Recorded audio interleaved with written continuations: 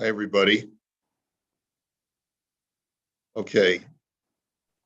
We saw Rav Stern quote yesterday from a sefer called Dovev Mesharim, a sort of a bit of a surprising psak that if Ruvain is the landlord and he rents out an apartment to Shimon, and then all of a sudden he sees that Shimon is bringing in kids to tutor and it turns his apartment into a bit of a cheder, so Ruvain cannot protest.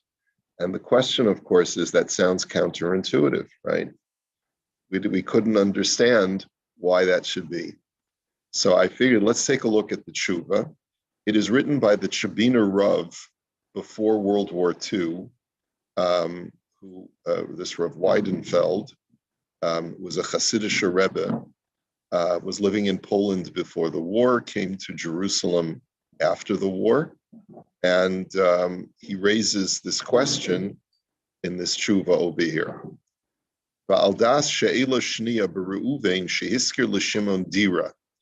Okay, so Ruvain rents out an apartment to Shimon. And now Shimon is tutoring a bunch of students. V'toein Ruvain shelo hiskir lo rak b'toras dira stam, avalo la'asos cheder. And Ruvain says, hey, I rented you the apartment as a residence. I didn't rent you the apartment to have to start a business of running a cheder with students. Because of uchvodo heir, mimad demavur b'shulchan aruch Choshen Mishpat siman kufnun dalet sifbeis, and you, the questioner, raise a valid point based on what it says in the Shulchan Aruch, De'im hasocher mevi karovav al miyudav lishkon imo ke'echad b'bayis, that if a tenant wants to increase the number of residents in the apartment, he wants to add his relatives, his friends, right? So then what does he do? Harei hamaskir ma'akev. The landlord can prevent him because the density of occupants does make a difference. The imkain yesh lomar degam betinoika shel beis rabban. That's what the word tashbar means, right? The argument would go that if you're dealing with children who are studying Torah, kain he the yachol ha'akev, you should be allowed to prevent them from coming in. Umimad de mavur b'simin kufnun vav sif gimel de'ein hashchenim yecholim limchos mililmod im tashbar ein raya.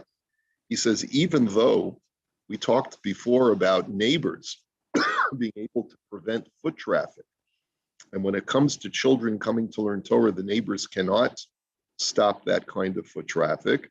The yeshlomer derak shchenim einim yecholim la'akev. Avol maskir shetoin she melachlechim umekalkalim habayis. He says, but what about the landlord of the unit itself? His whole claim is that these kids that are running in and out of his apartment are making the apartment dirty, and they're ruining the unit. Shapir yeshlomer diyachol la'akev. So you want to argue that certainly the landlord should have a right of protest. Vehevi meshut divrei chaim, I think maybe chelik beis in yudches de leinyan melamed lo shna de.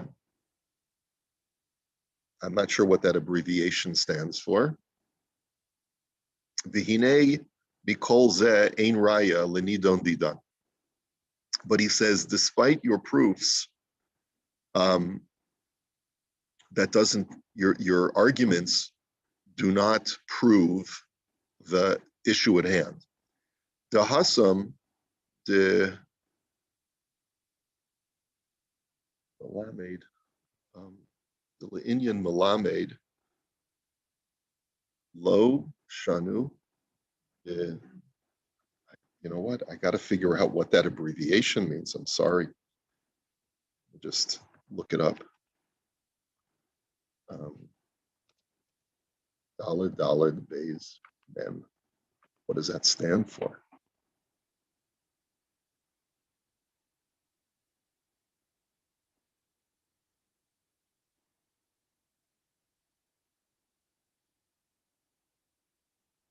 Ruvain kana bias b'meitzar Shimon ubashim l'salko mishum dina de bar metzra. Okay, that's what it means. Okay, dina de bar metzra. Okay, so what does dina de bar metzra mean? Okay, it means that a person who lives as has an adjacent property has first rights of refusal when a person is selling a property. If I own a field and I put it up for sale, the neighbor who has the adjacent property has first rights of refusal if we're talking about agricultural land and the person might be able to increase his farm. So, and the le'inyan malamed lo shayach dina de bar metzra. So your argument is rights of refusal and all other privileges of being able to say that I want to expand because I want to teach children and I want to be able to expand my property. He doesn't have those rights. He says, "Dahasam dina de bar metzrahi mishum ve'asisa hayasher ve'hatov al kain shapir b'makom mitzvah lo tiknu." So basically, the argument of dina de bar metzra, I think when it applies to a person who, I think what he's arguing over here is that there's an issue of doing the right thing by giving first rights of refusal to a neighbor. But I think the argument is that when it comes to teaching children, because it's a mitzvah, you don't give first rights of refusal to a neighbor if the person wishing to purchase the property wishes to open a school. Okay, and therefore we can forego doing the right thing by the neighbor because there's a mitzvah involved in giving the property as a school to the person. So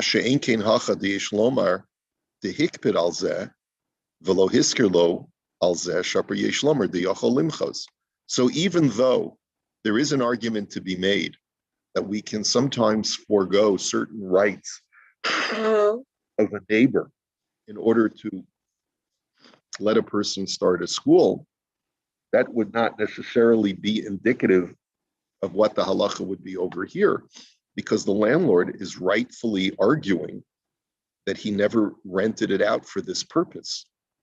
So how can the tenants just go ahead and change the terms of the rental?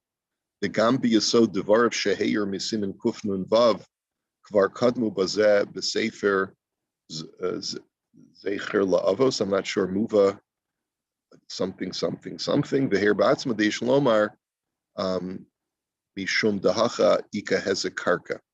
He says the argument is that there's damage to the property.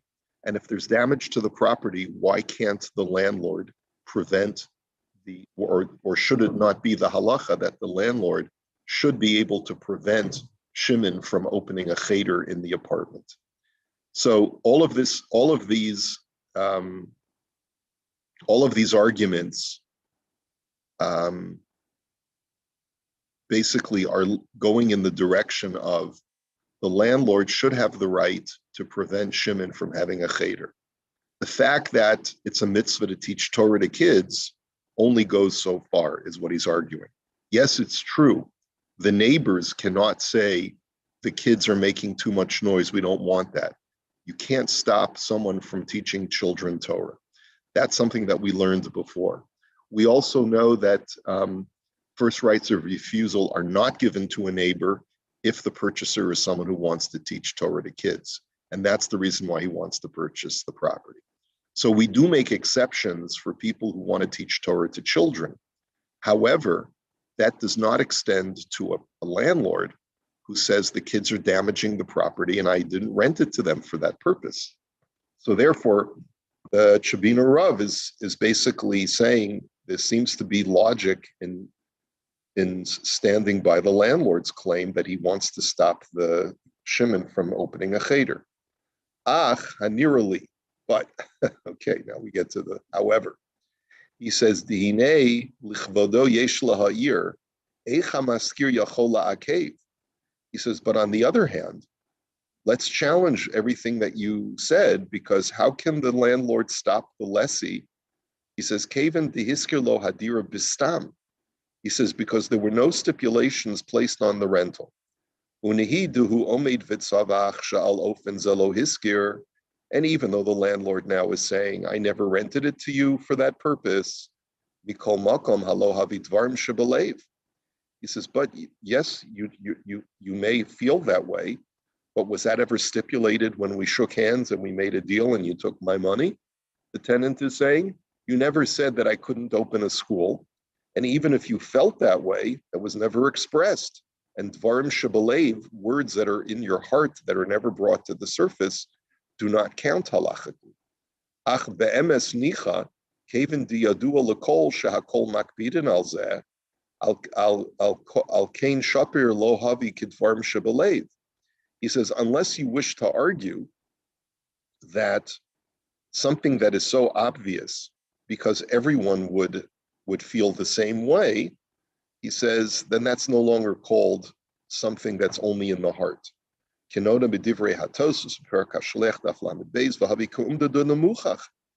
words, if it's something like, obviously, right, no one would want a tiger to be brought in their apartment, right, or some other destructive animal.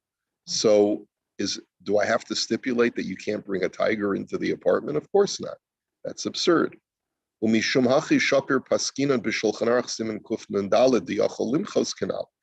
therefore, when it's something that, even if it wasn't stipulated explicitly, but it's clear as day that that was never the intent, so then it doesn't have to be explicated. The kol zeteinech sham, aval b'malamedim tashbar, but he says that's only with other kinds of obvious stipulations that were never expressed.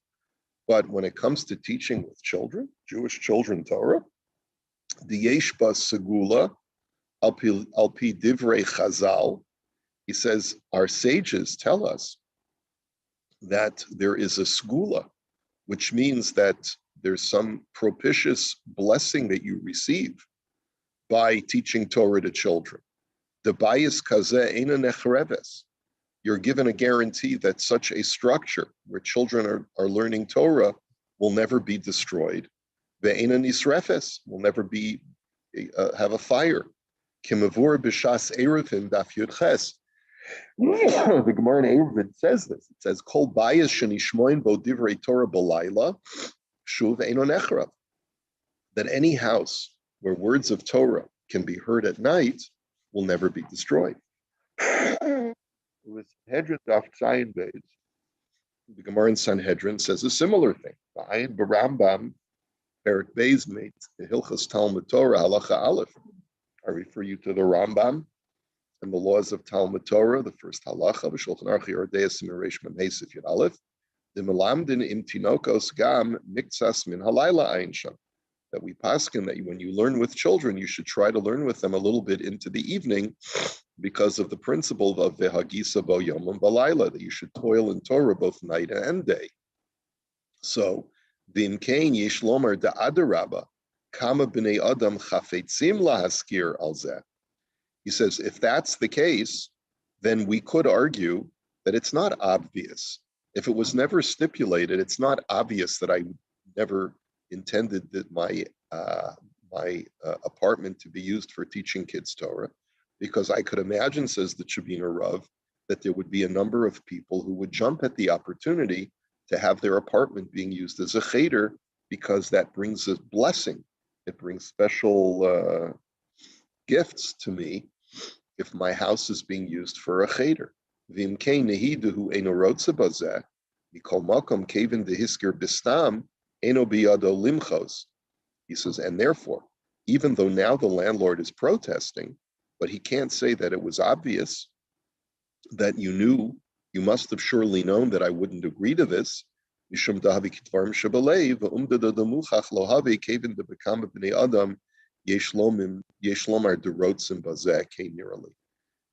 there would be many people, especially in our community. Like I guess he's arguing, like in a community like ours, where there are going to be many people who would want that to be would want their home to be used for a place for teaching Torah to children, then it's not obvious. It was never stipulated.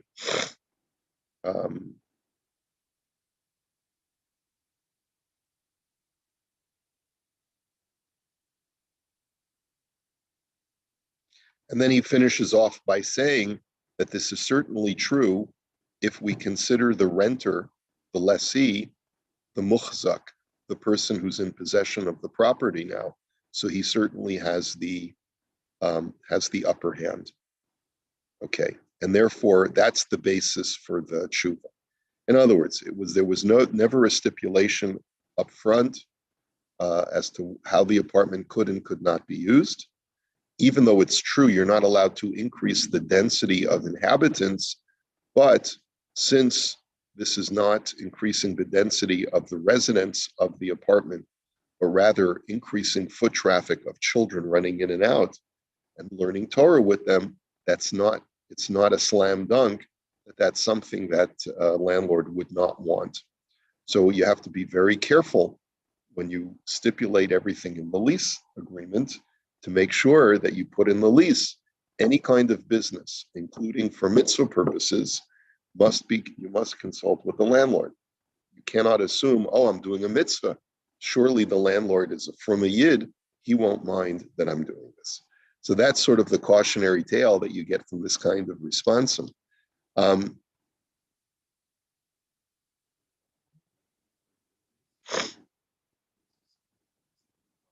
That's right.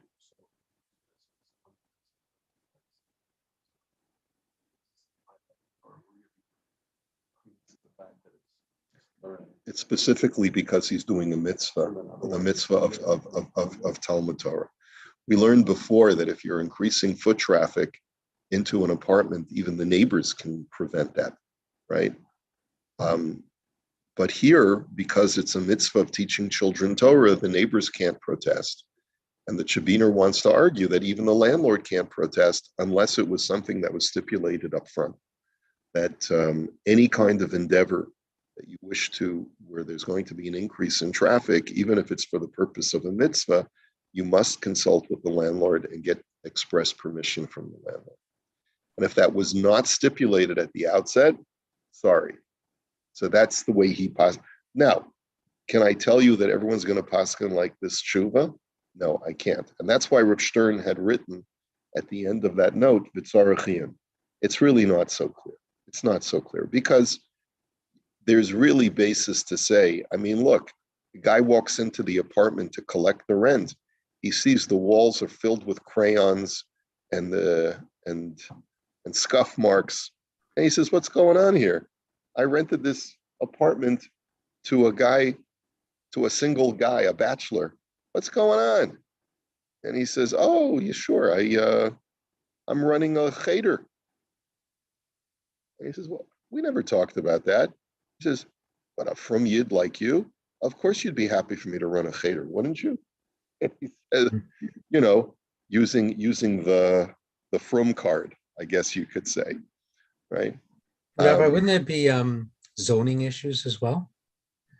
I don't know whether that would apply in Israel. But, I think that's an excellent argument. In other words, what if the landlord says, I only rented to you the apartment for legal use for what this apartment is zoned for? If it's not zoned for a school, then I think he does have a valid argument, even from a halachic point of view, because basically any lease agreement between two people must abide by Dina de Malchusa, by the law of the land, right? So if there's a zoning issue where it's not legal from a zoning standpoint to operate this kind of activity in a private apartment, then I think there's something to talk about. But of course, you know that what about a guy who says, I'm not running a school. A cheder is not a school.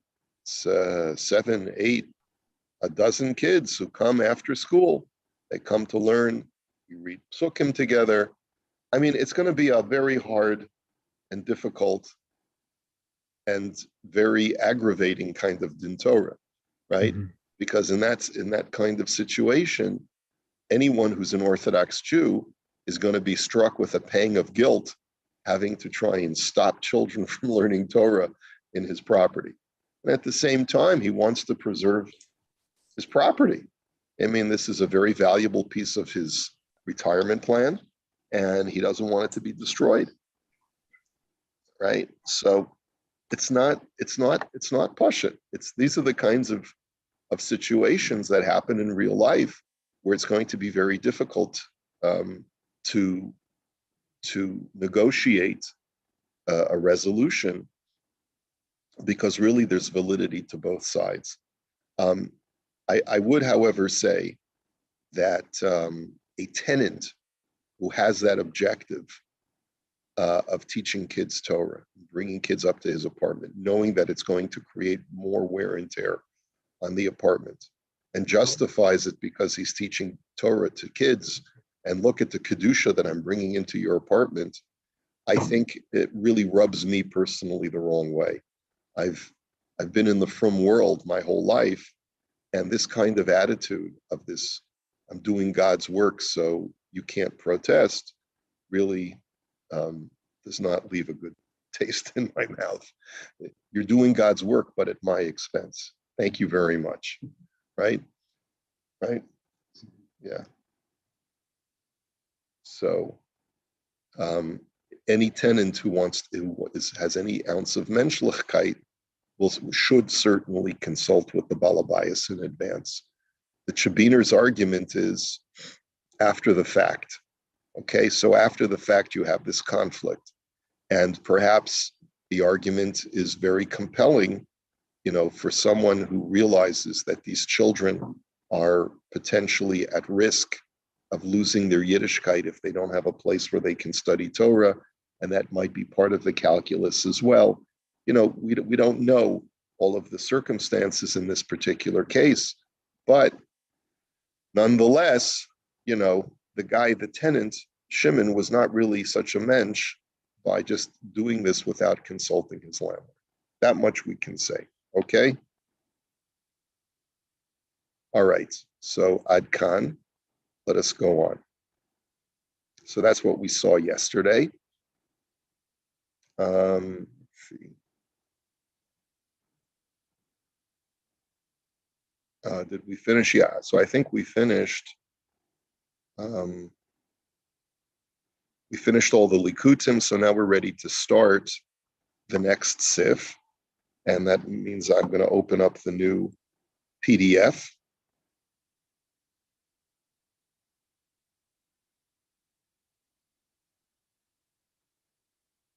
Here we go. Okay, we're up to Sif Gimel now. Okay. B'chein b'behema u'metaltalin. Okay, so when it comes to renting an animal or chattel, remember we had learned that in the first Sif that a lessee does not have a right to sublet to another renter when it comes to chattel. Im haba'olim atzmam niskorim imohim b'malachtan rashai lahaskirin la'acher shalom midaitam min adin. He says, in a situation where the owner of the animal is hired together with the animal. Let's say I have a donkey driver, okay, or a taxi driver, okay. So I'm not only hiring or renting the donkey, I'm also renting the owner of the donkey as well. So I'm compensating you to do transportation for me from Minsk to Pinsk, okay, from point A to point B. In that situation, if I, as the lessee, choose to designate a third party as the object of transportation, in other words, I want to say, I've decided that instead of taking me from Minsk to Pinsk, you're going to take Yankel from Minsk to Pinsk, okay? Or you're going to take, instead of taking me, Reuven, you're going to take my friend Shimon, right? So I have that right to do so, because even though I don't have a right to sublet chattel, but if the owner is being rented together with the chattel, so to speak, then I do have the right to change the designation of usage. Okay? Rashai lahaskir la'acher shalomi daitam, even without getting the consent of the donkey driver, min hadin, according to the letter of the law. Ela sheyesh lahem alav tarumot. But it is understandable that the donkey driver would have a reason to complain. Kagon, asocher chamoro sfina laholich schora lamakom ploni. So, for example, a guy rents a donkey or a boat to transport merchandise, let's say from Minsk to Pinsk. Umachra be'emtza haderech. And then, in the middle of the transport, the lessee decides that he's going to sell the rights, or he sells the merchandise to another party. So what he does is he's got this merchandise on the truck or on the boat, and I'm the lessee. All of a sudden, I make a deal. I find a buyer for the merchandise, and he buys the merchandise while it's en route. So now, I'm not the one paying the transport company. It's now the buyer of the merchandise, the sublessee, who's now paying for the transport. I've basically redesignated everything to the buyer. So now he's the one who's going to pay the guy who's transporting the goods. Rashai lahaskiro sham la'acher. So he has the right to do that. Harotza laholich masoi kazeh lamakom ploni im haba'olim holchim imahim. He says that person does have the right to basically say, to negotiate the deal with the buyer and say, you're buying the merchandise and you're going to pay for the transport. You're going to pay the transport company now. I'm no longer paying the transport company. You're paying the transport company. You're responsible for the boat and the driver of the boat, or the truck and the driver of the truck. Okay. Ela sheyesh lahem alav tarumos mishum shinoi das shegoram lahem lisbol das ish acher shelo hurgalu bo adayin. He says, does the truck driver or the donkey driver have a right to complain? Yes, they have a right to complain, because many times I have a business relationship with Ruvain, and I know his wants and desires and his idiosyncrasies, and I'm willing to work with him. There are other times, there are certain people that I don't want to work with, right? And that's understandable. Some people are gruff and bossy and demanding and all of that stuff. And it's not worth it for me the aggravation to have to work with those people. But nonetheless, al pi halacha, I don't have a right to protest, because since I'm with my merchandise, the halacha states that the lessee has a right to sublet the truck and the driver to another party. Ve'im ein haba'olim holchim imahim, eino rashai lahaskiro la'acher shalom midaitam.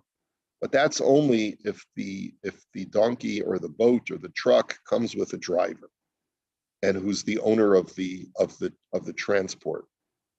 But if I rented a truck, let's say, and it didn't come with a driver, and I'm the one who's driving it, and I basically find a buyer while I'm en route, and I basically say, okay, you take over, here's the truck, you're going to end up paying for the rest of the trip. So I don't have a right to do that. I don't have a right to basically take someone else's truck and basically say, because you bought the merchandise, you get to drive the truck the rest of the way. Because the balabayas, the owner of the truck, could say, I only leased the truck to you. I didn't give you the right to lease it to somebody else. Ad shi'elechu ba'atzmo imohem lamakom ploni sha'az mutar. So the original lessee has to accompany the truck and the goods until they reach the destination. He cannot just basically walk away from it. Afal pisha ha'acher moilich schora acheres rak sheshava b'mishkalo l'rishona. He says, even though the other fellow is transporting other merchandise, And he basically says, I don't need you to come with me. I can take over myself. Let's say he basically, the guy is finished with with the truck. Ruvain rented the truck. He doesn't need it anymore. And he basically says he went from Minsk to Pinsk, delivered his goods, and now he's going to come back with an empty truck back to Minsk. And he meets up a guy in Pinsk and says, I need to deliver stuff from Pinsk to Minsk. Why don't you let me take your truck? He says, it's not my truck, but if you want, since your stuff weighs the same amount as my stuff, it's not heavier, you can load your stuff on the truck, but I have to accompany you. Because when I rented it, the guy rented it to me and I have to be responsible for the truck. So the guy says, but what difference does it make? The answer is that it's not my truck. So therefore, the same will be true. We're going to have to hold it here for today. We're already over time. Okay. So have a good day. We'll continue in session. Hey, gentlemen.